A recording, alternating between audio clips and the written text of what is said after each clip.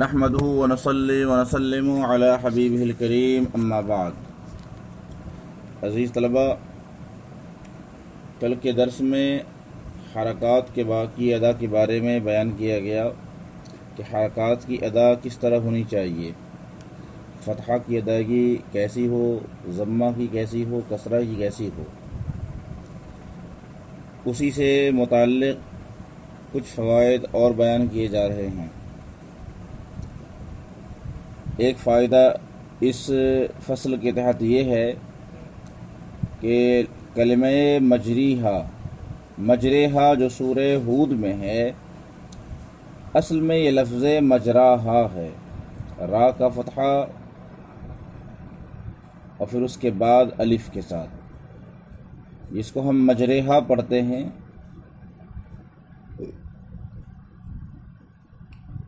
12ویں پارے میں اصل میں یہ لفظ مجراہا ہے، را مفتوح ہے اور اس کے بعد الف ہے۔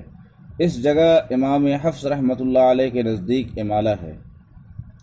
پورے قرآن میں ذوات الیا میں صرف امام حفص ایک جگہ امالہ کرتے ہیں، لفظ مجرہا میں۔ اس وجہ سے فتحہ خالص اور الف خالص نہ پڑھا جائے گا، یعنی اس کو مجراہا نہیں پڑھیں گے فتحہ اور الف کے ساتھ، اور کسرہ اور نہ یا خالص پڑھی جائے گی۔ اس کا مطلب یہ ہوا کہ مجری ہا بھی نہیں پڑھیں گے۔ مجری ہا اس صورت میں کسرہ اور یا خالص کی ادائیگی ہوتی ہے مجری ہا پڑھنے میں، تو مجری ہا بھی نہیں پڑھی جائے گی، بلکہ فتحہ کسرہ کی طرف اور الف یا کی طرف مائل کر کے پڑھا جائے گا۔ فتحہ کو کسرہ کی طرف جھکائیں گے اور مجرے کہیں گے، اور الف کو یا کی طرف مائل کریں گے، جس سے فتحہ کسرہ مجہول کے مانند ہو جائے گا۔ کسرہ مجہول یہ ہو جائے مجریہا، اور کسرہ معروف پڑھیں تو مجریہا ہو جائے گا، اور اس کے بعد یا مجہول ہوگی، اور اس کے سوا اور کہیں امالہ نہیں ہے، یعنی امام حفص رحمۃ اللہ علیہ کے نزدیک۔ باقی ذوات الیا میں امام حمزہ اور امام کسائی ہر جگہ امالہ کرتے ہیں۔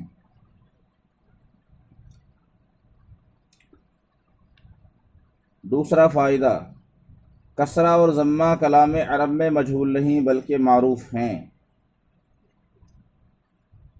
اور ادا کی صورت یہ ہے کہ کسرہ میں انخفاض کامل ہونی چاہیے اور ضمہ میں انضمام کامل ہونی چاہیے۔ انخفاض کامل کے ساتھ کسرہ کی آواز باریک نکلنی چاہیے، اور ضمہ میں انضمام شفتین کے ساتھ ضمہ کی آواز باریک نکلنی چاہیے۔ اس چیز کو آپ مثالوں سے سمجھ سکتے ہیں۔ مثلا جب ہم پڑھتے ہیں حمزہ زر اے، با زر بے، تا زر تے، سا زر سے، تو یہ مجہول ہے، کسرہ مجہول کے ساتھ ادائیگی ہے۔ اگر با زر بی، تا زر تی، سا زر سی، یہ کسرہ معروف ہے۔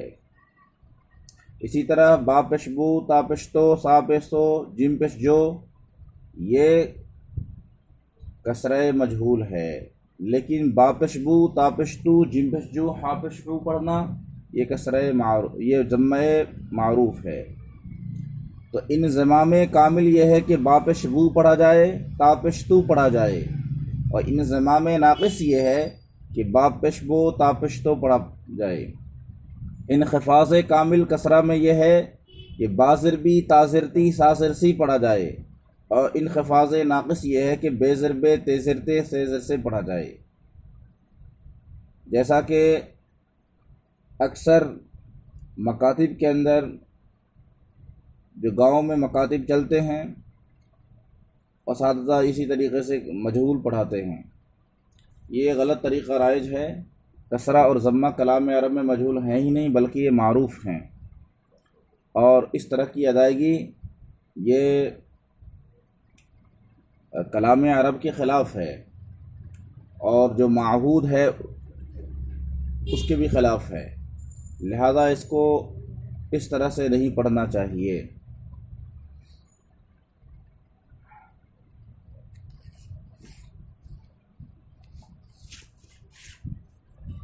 فائدہ، حرکات کو خوب ظاہر کر کے پڑھنا چاہیے، یہ نہ ہو کہ مشابہ سکون کے ہو جائے۔ اسی طرح سکون کامل کرنا چاہیے تاکہ مشابہ حرکت کے نہ ہو جائے، کیونکہ سکون کامل نہیں ہوگا تو اس کے اندر حرکت پیدا ہو جائے گی۔ جیسے لقد جاء ہے، لقد جاء، اگر ہم یہاں پہ دال کا سکون کامل نہیں ادا کرتے تو لقد جاء سے لقد جاء ہو جائے گا۔ اس سے بچنے کی صورت یہ ہے کہ ساکن حرف کی صوت مخرج میں بند ہو جائے، یعنی ساکن حرف کی آواز مخرج کے اندر بند ہو جائے، تجاوز نہ کرے، اس کے بعد ہی دوسرا حرف نکلے۔ اور اگر دوسرے حرف کے ظاہر ہونے سے پہلے مخرج میں جنبش ہو گئی تو لا محالہ یہ سکون حرکت کے مشابہ ہو جائے گا۔ البتہ حروف قلقلہ اور قاف اور تا کے مخرج میں جنبش ہوتی ہے۔ یہاں پہ ایک سوال پیدا ہوتا تھا، اس کا انہوں نے جواب دیا ہے کہ دوسرے حرف کے ظاہر ہونے سے پہلے مخرج میں جنبش ہو گئی تو لا محالہ یہ سکون حرکت کے مشابہ ہو جائے گا۔ تو حروف قلقلہ میں ایسا ہی ہوتا ہے کہ دوسرے حرف کی ادائیگی سے پہلے قلقلہ ہوتا ہے اور مخرج میں جنبش ہوتی ہے۔ تو اس کا جواب یہ دیا کہ یہ حروف قلقلہ کاف اور تا سے مستثنی ہیں۔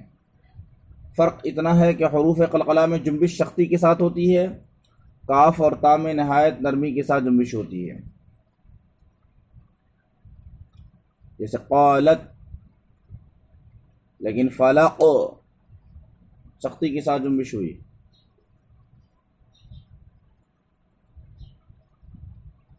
فائدہ، قاف اور تا میں جو جنبش ہوتی ہے اس میں ہا کی یا سین یا سا کی بو نہیں آنی چاہیے۔